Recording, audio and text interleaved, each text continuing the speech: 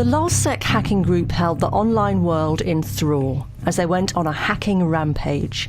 The name Lulzsec, or Lulz Security, derives from lulz being internet slang for the laughs. They caused chaos, hacking media companies, security firms, police, the CIA and the FBI. There were many Lulzsec associates, but half a dozen or so central characters, each with their own role and online name. In the real world, the members of Lulzsec never met. They lived continents apart. This small group of individuals, most of whom have now been arrested, lived out their lives online, in constant communication. They adopted colourful characters as they crashed websites and published the data they hacked. The oldest of the group was Hector Monsegur, known online by the nickname Sabu. He was New York-based and the closest the group had to a leader. Mustafa al-Bassam was the youngest, just 16, based in the UK and known online as T-Flow. Ryan Ackroyd, also from the UK, adopted the online persona of a teenage girl called Kayla. AV Unit, the identity of whom remains a mystery to this day. And finally, the group's head of comms and unlikely PR man, Jake Davis, who online became the witty and cocksure Topiary. This is the first time he's agreed to a television interview. Aspects of myself went into it, but it was a exaggerated version of the things I couldn't really be. It's quite a, I think Topiary is a lot, he's a lot more confident than I am, certainly, but I am speaking as myself, truthfully, to you, in a real-life environment rather than behind an alias on the internet.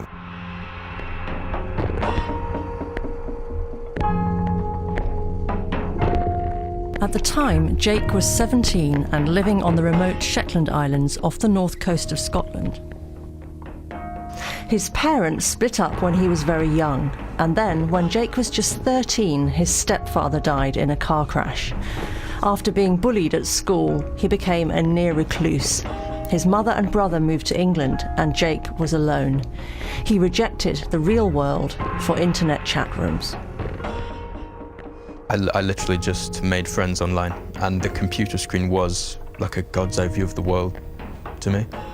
So just utter isolation, day and night.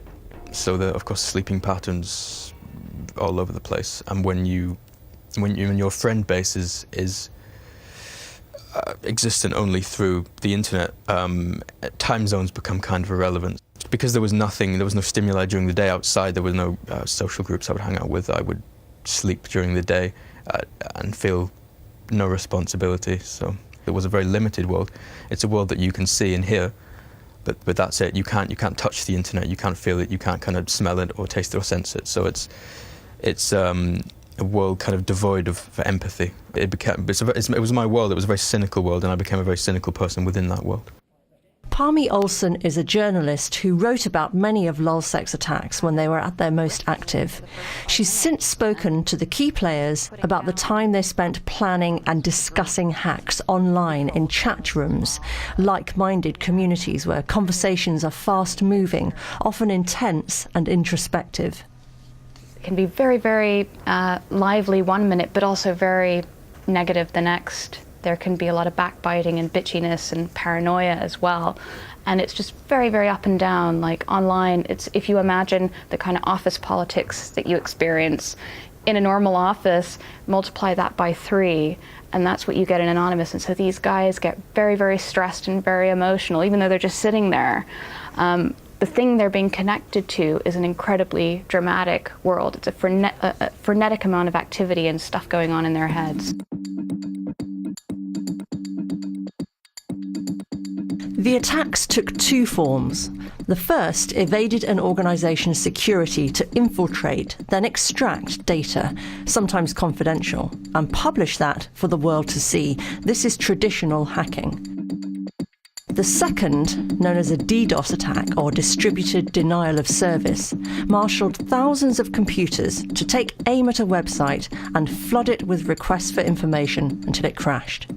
The group discussed these attacks in hidden parts of the internet that most of us aren't even aware of. Here in London, there might be some areas which you know have more crime or are somehow shady. And you typically don't go there unless you have a reason. And same thing applies to the internet. There are shady areas of the internet, areas you have no idea even exist. Areas completely outside of the normal web where you surf with your browsers, services and systems where you need special clients to even see the discussions going on in them. Which means normal people have no idea this dark side of the internet exists, but it certainly does. And because internet is just a reflection of the real world, it probably always will. Lulzsec's targets were an eclectic mix, only loosely political, often prankish in nature. Members of the group have been indicted in the US for allegedly stealing and publishing a database containing details of 70,000 potential contestants for the X Factor. In the UK, some have pleaded guilty to hacking the website of the Sun newspaper and replacing its front page with a false story that Rupert Murdoch had been found dead in his topiary garden. Their name is also linked to attacks on Sony when the games company was under fire from hackers across the internet, angry about what they saw as the company's blasé approach to keeping people's data secure. The way the group spoke to the world, directed by Jake Davis, defined the personality of Lulzsec, and there was an element of spin too.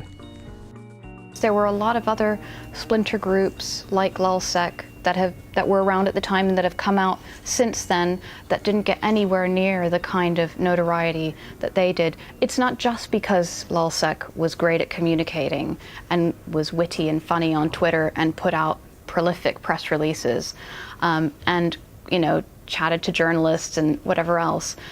It was also because they did have one or two very, very skilled hackers within the group. So it was a confluence of circumstances and this meeting of minds and a small group of people who had actually just met each other a few months prior and kind of were getting closer and closer until they made this, what they thought was an elite team to inspire Anonymous. But definitely the issue of communicating and PR was so important in creating this mirage almost of a dangerous organization, a threatening group. Lulzsec had grabbed the attention of the world's media with the taunting, light-hearted tone of the publicity around their attacks. Taking a shot at big companies was one thing, but in amongst their targets were several law enforcement agencies. On their Twitter feed, Lulzsec boasted about bringing down a website linked to the FBI. They crashed the CIA's home site and sought to embarrass those whose job it is to investigate cybercrime, the UK's serious organised crime agency, SOCA, by forcing their website offline. Time to strike back, infiltrate. Attacking the police was a step too far, according to Mikko Hyppönen, who spent the last 20 years unpicking computer viruses and tracking down hackers.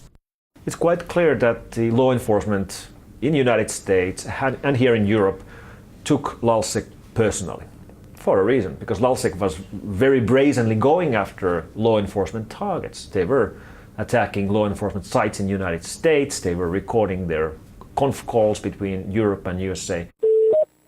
Hello? Yeah, hello, sure, yeah? Hey, it's Bruce. Bruce, how you doing? This is what he's talking about, a hacked conference call between Scotland Yard and the FBI, recorded and published in the name of Anonymous. So we've set back the further arrests of Kayla and Tiflo. The fact that the world could tune in and listen to the cybercrime teams as they discussed pursuit of Lulzsec was acutely embarrassing for law enforcement. I just saw the information about the big ACPO cyber conference in Sheffield. Oh yes, yeah, you're going to be able to come? I think so, yeah. I've never been to Sheffield. You've missed nothing. It's a colour. Really? Oh yeah, I'm afraid so. It's not exactly a jewel in England's crown.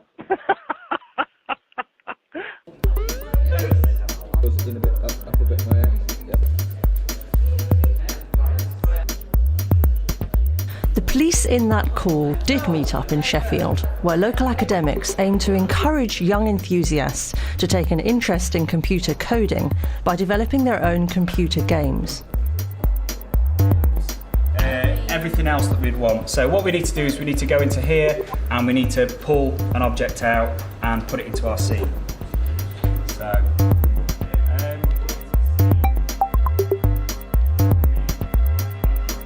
Sheffield Hallam University's Games Britannia event, school children are being taught how to use standard game software to create their own worlds.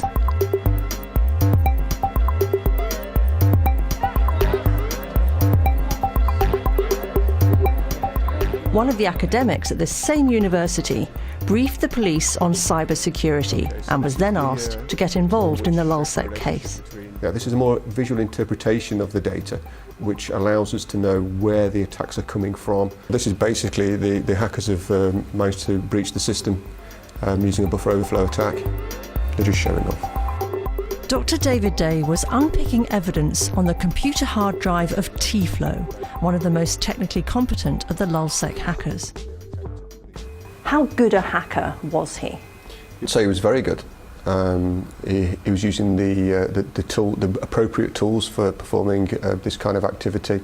He was well versed in their use, and he knew how to write code and write malicious scripts to a level, you know, which far exceeds what I would have imagined somebody of his age to be able to do.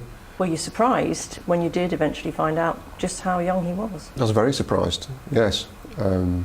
I wouldn't have imagined somebody that age would have had the time to accumulate that level of knowledge and expertise. Did you yourself find you were becoming immersed in this world? Totally absorbed, yeah, for probably about 2 weeks. I didn't do an awful lot else.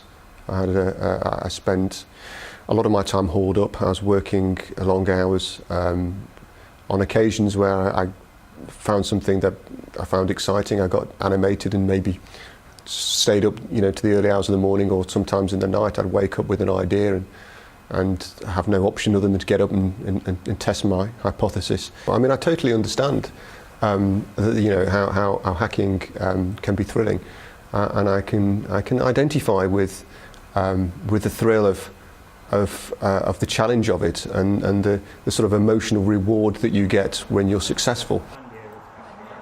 But the challenge is to convince young people that being on the right side of the internet can be just as much fun as the dark side, and that the consequences of hacking for what might appear to be a laugh are not worth it. Jake pleaded guilty to a charge related to the UK's Serious Organised Crime Agency, or SOCA, which he says is based on a two-line exchange in a chat room. That one page was the first thing that was presented to me in terms of police trying to give evidence. That was it. That was my involvement. This one conspiracy to commit computer misuse against SOCA in 2 lines of text on a computer screen that I typed thousands, tens of thousands of lines of computer text a day, and these 2 little lines that I probably wrote 7 seconds apart, these stick with you, and these are worth a separate charge that's punishable by up to 10 years in prison. I suppose it doesn't matter though whether it's 2 lines or 10 lines, it's what it says. I completely agree. I could have said don't go after SOCA, but I said go after SOCA. So do you regret getting involved with the SOCA situation? I regret 95% of the things I've ever typed on the internet, especially including those 2 or 3 lines of just, sure, let's go after these people, why not kind of thing. It can't hurt, and obviously it did hurt both the SOCA and myself and others. We still come across individuals who don't appreciate that committing an attack on the internet is exactly the same as committing a physical type of attack. It has real world impact at the end of the day, whether that's financial loss, reputational harm or emotional harm. It's not a game. This is a crime. It's purely using technology to commit that crime, which, as we've seen, actually makes the attacks easier to commit on a larger scale and on a global scale. You get to explain that in the day of judgment, and your destruction is imminent. I know. Am I going to hell? At the time of the attack on the UK's Serious Organised Crime Agency, or SOCA, the identities of the Lulzsec crew were still unknown, but it's possible that Jake had already let down his defences.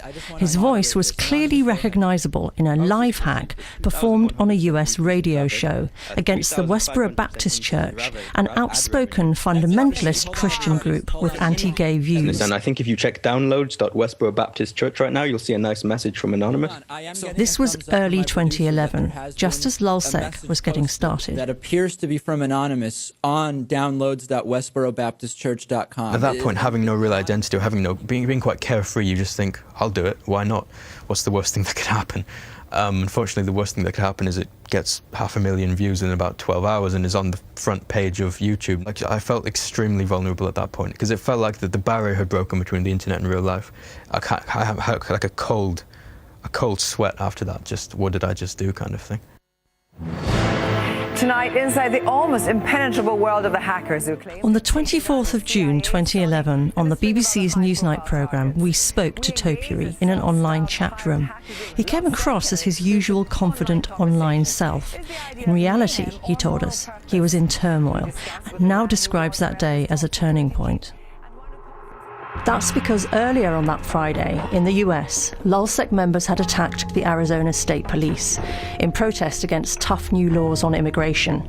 They released private intelligence material, names, addresses and phone numbers of officers and the content of emails. The Arizona police hack was the big turning point for myself and various others that just thought this hack has gone way too far. This isn't there's no point to this thing, it's just harming police officers. This doesn't A, entertain anyone, B, help anyone anywhere. I decided, well, I'm not this person. The media kind of dictating the narrative of I'm just literally just some kid in a bedroom. I decided just to leave it, just to cut everything off, shut down my laptop lid for once, and just live out a simple, normal teenage life and get into college. So I found it extremely hard to get this across to other hackers. The group was falling apart, and unbeknownst to the world, America's Federal Bureau of Investigation, the FBI, had a new weapon. Just prior to the Arizona hack, one of the Lulzsec founders and the closest the group had to a leader, Hector Monsegur, known online as Sabu, had been arrested. At the time, he was living in New York and responsible for his 2 young nieces. Reports suggest he was fearful of what might happen to them if he was imprisoned. For some 10 months, he turned informer for the FBI. I had my suspicions after he had disappeared from the internet for, I think, around 24 hours, and had come back to the internet and was beginning to act a little bit what some would describe as different. Obviously, if your house has just been raided by the FBI, you're going to, even in that emotionless state of chat room text, you're going to not be able to uphold the same, by force of the FBI, the same personalities. So there were a few that just suspected immediately, within the first 10 minutes, that why are we speaking to this person? Why are we allowing him to goad us into hacks? There must be something going on here. But it was that kamikaze thought, well, who cares if he is the FBI or in America? And I thought, well, they wouldn't do that. That's the kind of stuff that happens in Hollywood films. And we know who you are, and we know where you live, and we... Jake was arrested in the UK on July the 27th, 2011. His last tweet as Topiary read, "You cannot arrest an idea." You're obviously a bright person. You told us you were isolated, but you must have been able to think through that there would be consequences. At the time, to put in context, I was 17, 18 years old, quite mentally unstable at the time, in a very bad place, and at times I could see through the kind of haze of internet, the kind of suppressed everything else, into, yes, seeing there would be consequence, but it was more a case of, who cares if there's consequence? I want to live in the moment and just enjoy this glimmer of attention. Experts have little doubt that Lulzsec will be remembered. They achieved a rare thing, notoriety online and in the real world, in the brief time they existed, what they called their 50 days of lulls. But the outcome has not been a happy one for any of the Lulzsec crew. Sabu Hector Monsegur is awaiting trial in the US, charged with crimes that include not just hacking but bank fraud. In theory, he could face 124 years behind bars. Earlier this year, Tiflo, Mustafa Al-Bassam, was given a 20-month suspended sentence in the United Kingdom, so will serve no time, but will have to carry out 300 hours of unpaid work. Also in the UK, Kayla, Ryan Ackroyd, was jailed for 30 months and is expected to serve half of that. AV Unit remains unidentified. Anyone committing a crime, whether it's a physical crime or a crime on the internet, potentially a global, using global associates or infrastructure abroad, using proxies to hide their identity, that will be investigated. They will be arrested and they will be prosecuted. And that's the message that needs to go out there. We will work with our global partners and industry to bring these individuals to justice. When you look at groups like Anonymous or Lulzsec, this is not our main enemy. Yes, they broke the law. Yes, they should be punished. But I'm much more worried about organized criminal gangs from Russia, from Ukraine, from Romania, from China, from Brazil. Gangs which are actually stealing money. Gangs which are actually making millions with their attacks. I've spoken to many hackers who've been caught. Many of them feel they could have been really useful in securing systems, but for a reason or another they went to the wrong path, or they didn't have the opportunities, or they made some mistakes. But the same thing they keep telling me the same thing over and over again. If they could change what happens, they would rather be on the other side. They would rather be on our side. So should we be trying harder to steer young people away from the seemingly glamorous world of hacking and harnessing their skills? The irony is we need the people who have the skill sets and the kind of personalities that enjoy hacking to come over and join us in the forensic side and the intrusion detection side. We need people with their kind of skills and abilities and with their desire for puzzle solving to be on the other side of the fence. Do you have a message for people who might look at what you've done and in some way copycat that situation? I hope I've not resulted in copycats. If you have that passion to do something, to outlet your creativity, and you have nothing else to do, try to find something beyond the front door rather than get sucked into the computer world. Because if you get sucked into the computer world, you get dependent on it. If you're dependent on it, it's very hard to say no to some things that you will later come to regret. Jake Davis was given a 24-month sentence. He'd already been under police restrictions, which counted against this time, so is reaching the end of some 38 days imprisonment. Some Lulzsec members in the UK, including Jake Davis, have been indicted in the US, though so far there's been no request for extradition. Lulzsec may have thought of themselves as latter-day pirates whose online antics highlighted the inadequacies of internet security professionals. Prosecutors saw Lulzsec differently, as a cowardly and vindictive group at the cutting edge of cybercrime, whose comeuppance, they say, should warn other cyber criminals that they are not invincible.